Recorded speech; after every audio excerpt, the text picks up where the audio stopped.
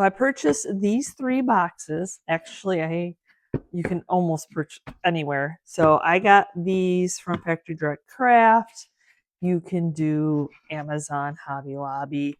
It comes in a little nesting set all inside each other, and there's 3 of them, and they are paper mache. And we are going to be making some fabric lined fabric primitive boxes. And I'm going with an Americana theme. I'm inspired by a little box that I had sold on one of my Whatnot shows. And I'm like, I wonder if I can figure out how to make them. So I have viewer sent me this beautiful fabric. So I'm hoping to be able to do one like that with the flag. So I have that fabric. And then I have some ticking, some red ticking. And then I have, so this is more your homespun. This is definitely thicker. And then I have the stars. And then I have this little fun fabric with Americana striped stars and white stars and little stars in the background. And we're going to be end up, to give them the primitive grunge look, I'm going to end up coloring it, making it look old, grunging it up. So I'm not worried right now what the colors look like. It's more about getting these onto the packages. And you don't have to, you could mix and match, your bottoms and your tops. It all depends on what you want to do. And you don't have to keep them stacked. You can separate them and sell them separately or display them separately. So now we need to cut out the top part, and you want to give yourself, kind of eyeball, because you want to be able to wrap it over. So I'm just going to cut a little bit more workable piece here, so I don't have so much fabric to work with.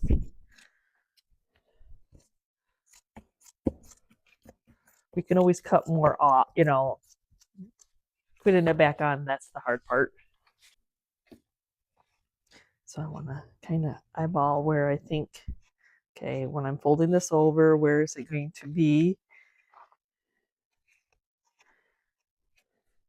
And so what I'm going to do is I'm going to make a little mark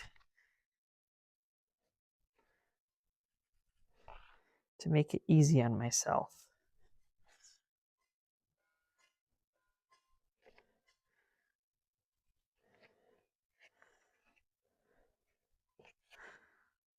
Have to be a complete circle, right?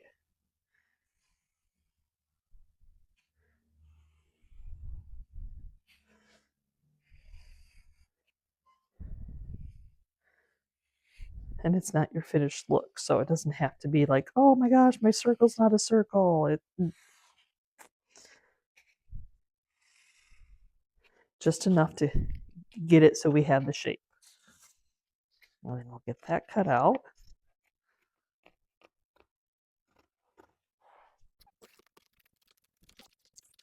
Am I using my body to hold the side of the fabric? Yes, I am. Good thing to have a stomach. Like, stop slipping on me. I'll just hold you with my onto the side of the work table and my stomach. Use what you have, and I have that. Okay, so now we have that. I think we are good. Yep. I have enough. I have plenty to fold over. Now you actually needed 2 circles, one for your bottom and then one for the top. The top, you definitely want to make sure that it's going so you can fold it over. The bottom's a little bit more forgiving because you're just going to be, folding it up. So here we are. Okay. I'm just going to cut some off now because it's really heavy to hold here. As it's slipping, as it's slipping. This is slipping. I don't have any film crew editing me. Oh. Now one side is brighter than the other side on here, if you notice. So all depends on what brightness you want. Isn't that amazing? It already looks amazing. So now I have this nice edge. I have a very nice edge.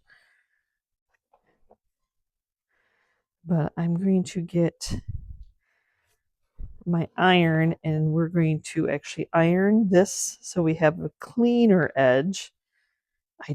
It's not fraying at all, but just in case, my little mat that comes with the Cricut heat press, same thing as an iron.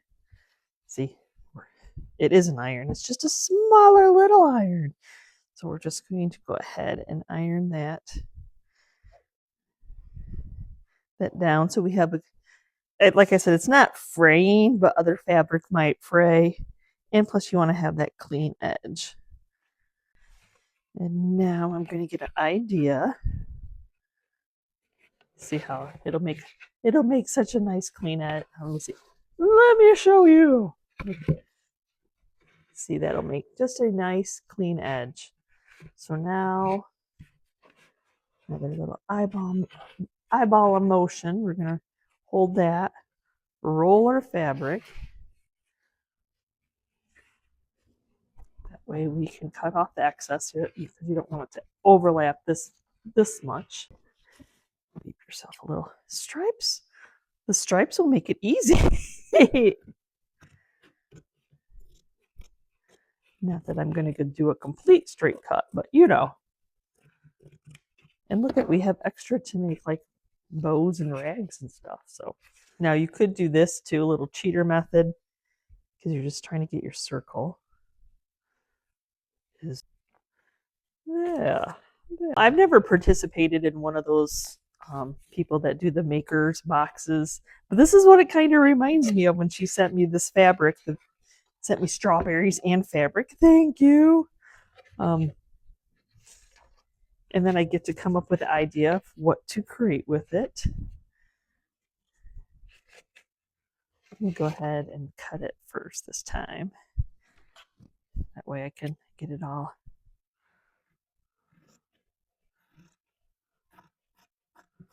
ironed.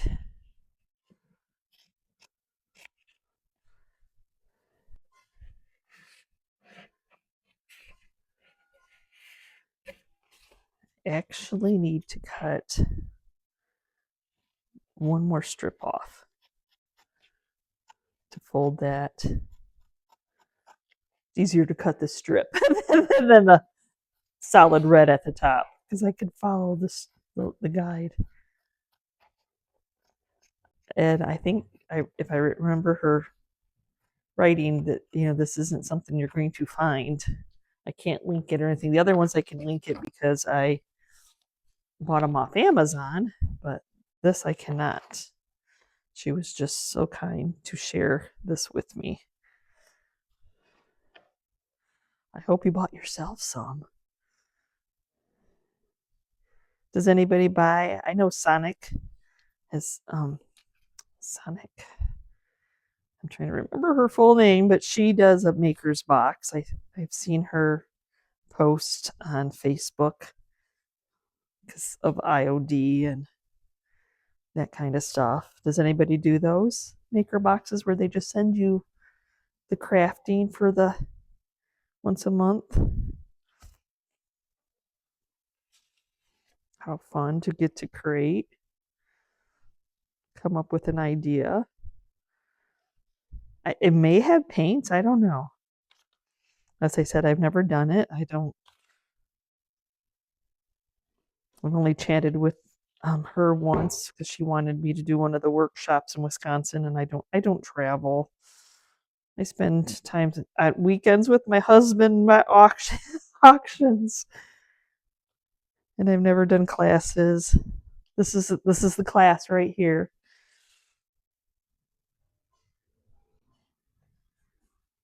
That way you can fast forward it, you can stop it, whatever you need to do. Go ahead and do this little side here.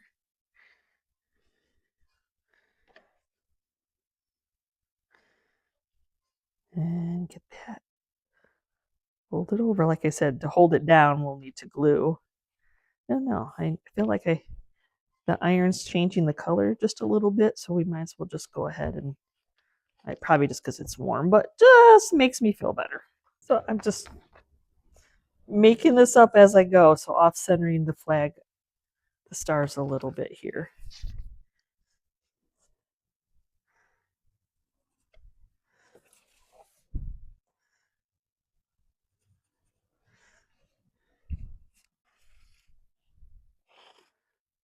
So to adhere them on, I just have, you can use Elmer's. This is just school glue because I was able to thrift it years ago. Now this will be too thick, so we're going to have to water it down. So I'm just going to pour out some in one of my little bowls. Yeah, that'll be very thick. I'm doing 3 of them, so I want to make sure I get enough going on there. And then just some tap water. You just want it to be able to spread it a little bit easier, just watering it down a little bit. So we have our glue mixture. I'm gonna go ahead and get it on there. Needs a generous amount. I think because I'm going to be, wrapping it a little bit, why I can lift it up like this, I'm gonna go ahead and do this to it.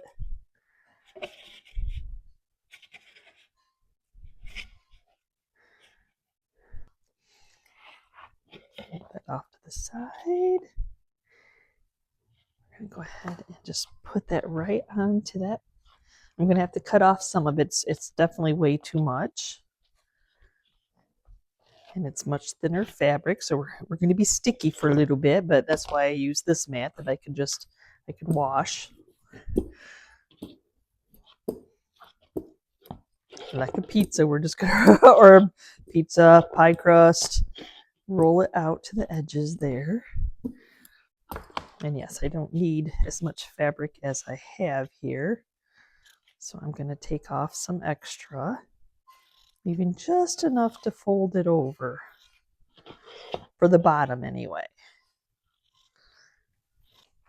Okay, and then we're going to go in, because we're going to be pushing it down on a round object. So I'm going to do a few relief cuts. I'm going to do those in the star area. Not that it's going to be overlapping. Well, I guess it didn't really matter wherever it needs a relief cut, but yeah, just to, that way your fabric's not going to bunch up on you. And I'm going to do a little bit, because can you have too much glue? Maybe. I just want some of that fabric to have some of that glue on. And then we're just going to press it down. Get that. That's where the relief cuts.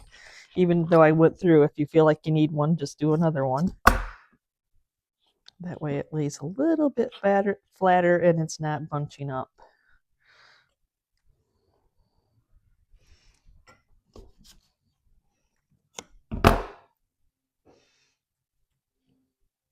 Yeah, just like that.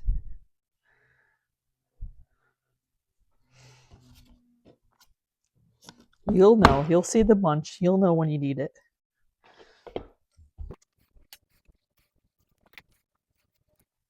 It's definitely one of those crafts you're going to get dirty. Your hands are going to get in it. You're going to get glue on them, but it's water soluble, so it comes right off. So we got this all glued on. Everybody's down. So now we have this one that we already ironed. But what I'm going to do before,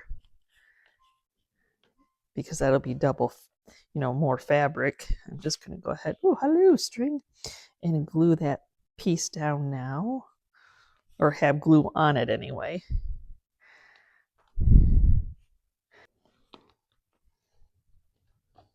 Especially right here where we have, like, you're folding it.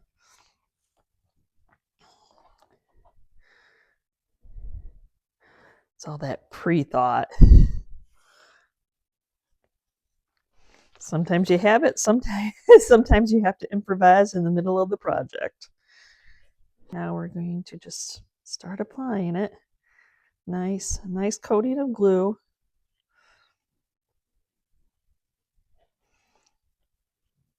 I'm just going to work in a section here. I'm going to do my unfolded edge first. Should have worked the opposite way, but now this is what this is what I'm doing.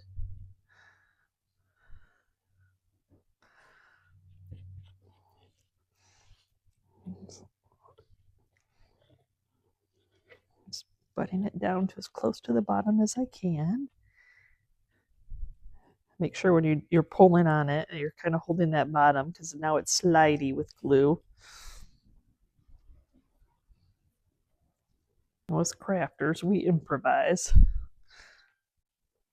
Not usually the direction. That's definitely just, there we go. So where's my stopping point?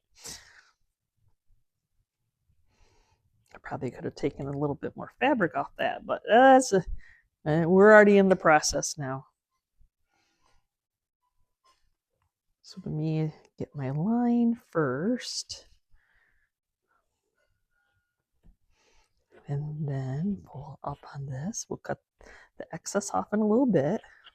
Great if you have, like, I know you can get these little paper maches too. That's pulling up, but that's okay. Little paper mache boxes too, and you could do little with your scraps. Great way to use up scraps.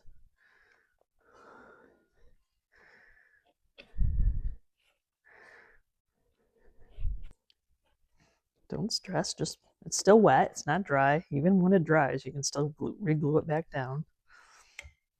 I always feel bad when people want it to just turn out perfect the first time. Well, let me know how that works, because it's definitely a learning experience.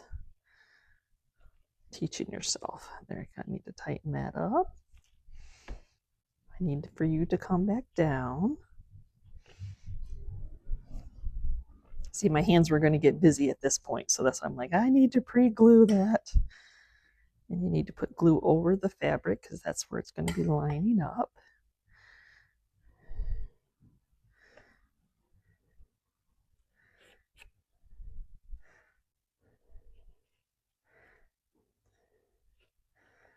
There.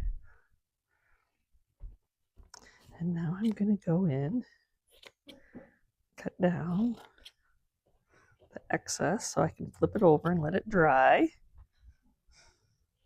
Let's try to run my scissors along the top here.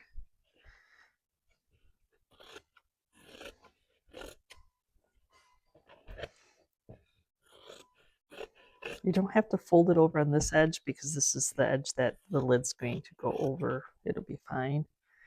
You don't want it to bunch up so much that you can't get your lid back on. Careful, it is wet, so it's still a little slidey.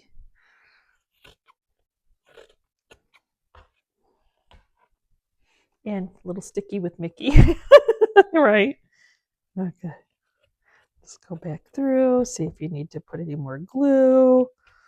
If it's good, I'm just going to run my brayer over it. That'll let me know that everybody is kind of adhered down. And then I'm just going to set it on a piece of wax paper and let it dry. Top.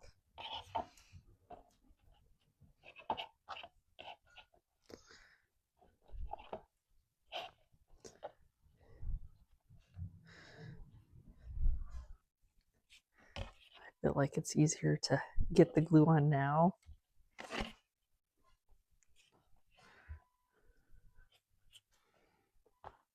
It's going to get glue on it, so it's okay that I'm setting it on glue.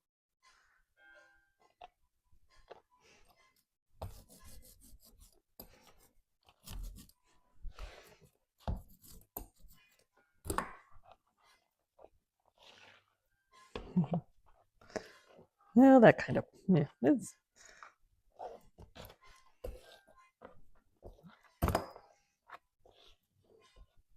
unfortunately, I just have to pull this one.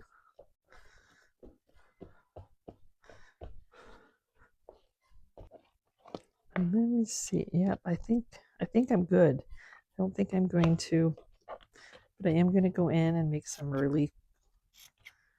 And as I'm working on it, if I feel like I have too much fabric, I can cut some of the fabric off.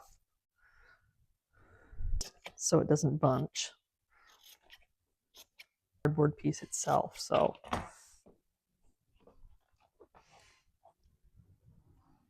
gonna add some more because there's never enough. And then I go in the inside with some of the glue because this is getting folded over.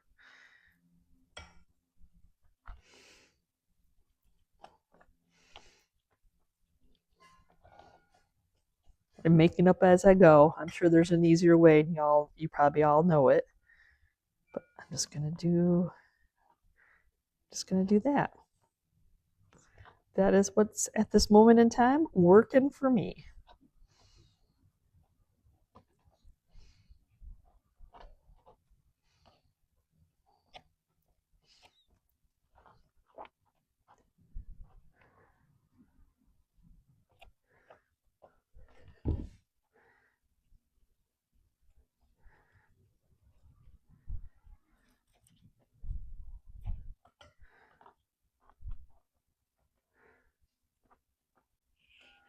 Just kind of want to pull on it so you don't get it bunched up there.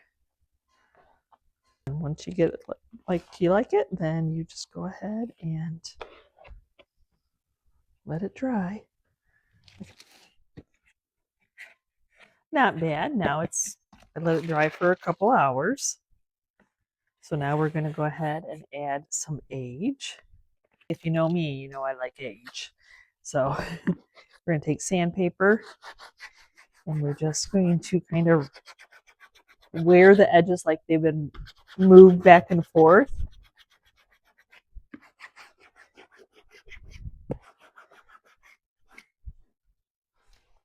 I could do it with my power sander and not go all the way through.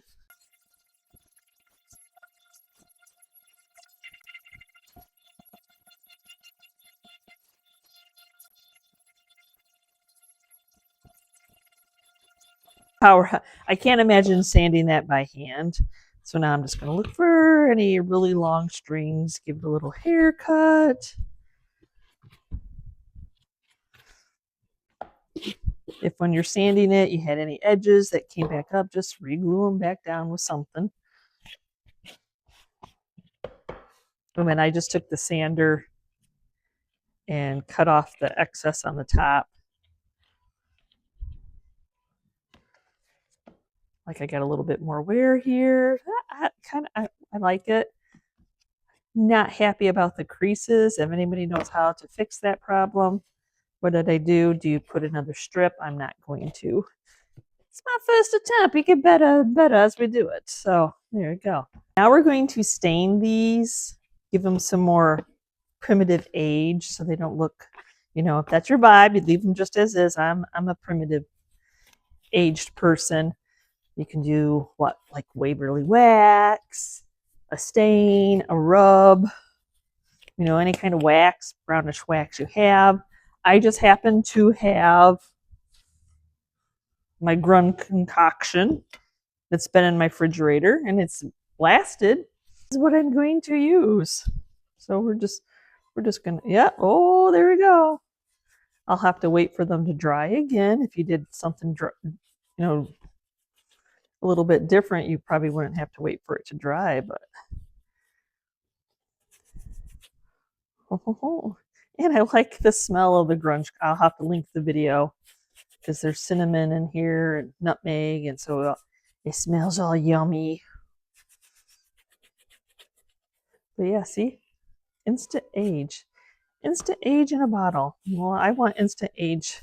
I want to reverse it when it comes to makeup and lotions, but on items, I want it to be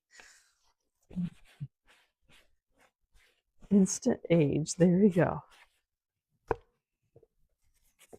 Oh, I knew this one would stain just the way the fabric is. But that way, then all three of them kind of coordinate together to do it as a cute little stack.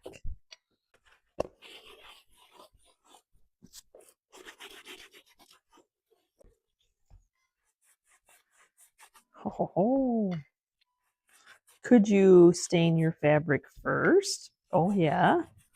Let it dry. Yeah, you can do that. You know, like any crafts, you just do you and do what works for you. I don't know when you stain it and then you get it re-wet though with glue, what that will, change it, how you would set that in. But see how this fabric, this one did not want to turn though. It didn't want to like bend around the lid at all. So I had to cut it like I did the top of this. I could not get it to fold to stay. So that's just how that goes sometimes. I still made it work for the project. I didn't do too bad lining up my lines.